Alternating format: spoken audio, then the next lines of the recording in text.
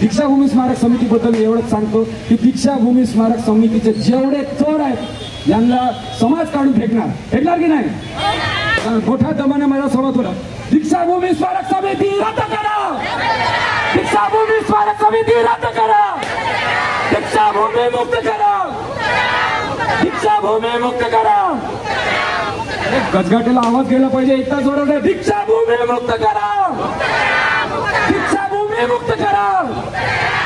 स्मारक समिती मुर्दाबाद.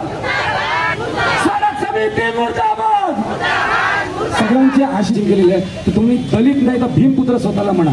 पुढच्या पिढीला चळवळीचा हिस्सा करायला भीमपुत्र म्हणजे तुम्ही भीमपुत्र भीमकन्या आज इतकी चांगली आया बोलली तर आपण दलित नाही तर आपण भीमपुत्र आणि भीमकन्या आहात. तर सर्वप्रथम आपल्याला हे टाक लावा.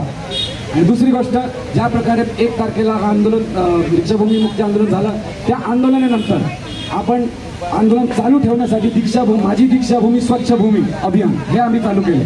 प्रत्येक रविवारी मी माझ्यासोबत 100 भीमपुत्र आणि माझे मित्रमंडळ हे सगळे दीक्षाभूमीला जात असतात. आणि दीक्षाभूमी आज रविवारचा दिवस आम्ही आता बघा आता पेंट लागूनच आहे पेंटिंग करत होतो. दीक्षाभूमीला पेंटिंग करत असताना पोलिसांनी आणि समितीने भरपूर त्रास देण्याचा प्रयत्न केला.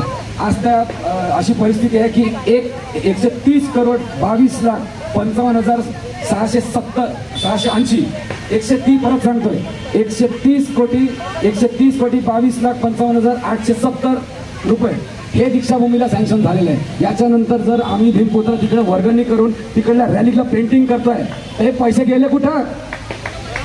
हा प्रश्न आम्ही उपस्थित करतो. याच माध्यमातून आम्ही हे आंदोलन चालू ठेवलेलं आहे. प्रत्येक रविवारी आम्ही तिथे जात असतो आणि तिकडे सगळे भीमपुत्र मिळून आम्ही रॅलीला पेंटिंग तुम्ही आता 14 ऑक्टोबरला वंदन करायला जाणार की नाही तर तुम्ही तिकडे बघाल की आम्ही काय काम करतोय. आणि हे स्मारक समिती तिकडे येऊन अडथळा पैदा करते.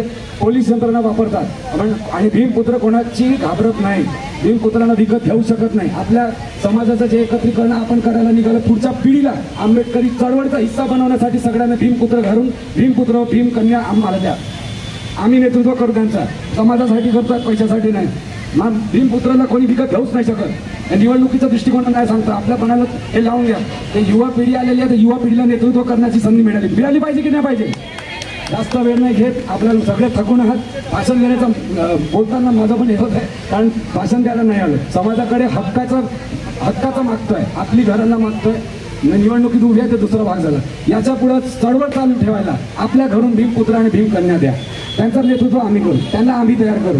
आणि दीक्षाभूमी स्मारक समितीबद्दल एवढंच सांगतो की दीक्षाभूमी स्मारक समितीचे जेवढे चोर आहेत यांना समाज काढून फेकणार की नाही? मोठ्या दमाने माझा सहमत होता. दीक्षाभूमी स्मारक समिती रद्द करा. दीक्षाभूमी स्मारक समिती रद्द करा. दीक्षाभूमी मुक्त करा. दीक्षाभूमी मुक्त करा. गजगाटेला आवाज गेला पाहिजे एकदा जोरात. दीक्षाभूमी मुक्त करा. दीक्षाभूमी मुक्त करा. स्मारक समिती मुर्दाबाद. स्मारक समिती मुर्दाबाद.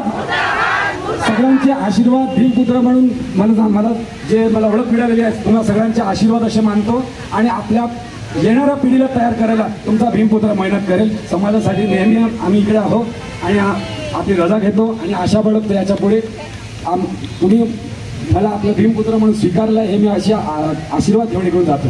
जय भीम जय भारत. डॉक्टर बाबासाहेब आंबेडकरांचा. डॉक्टर बाबासाहेब आंबेडकरांचा. जय भीम जय संविधान.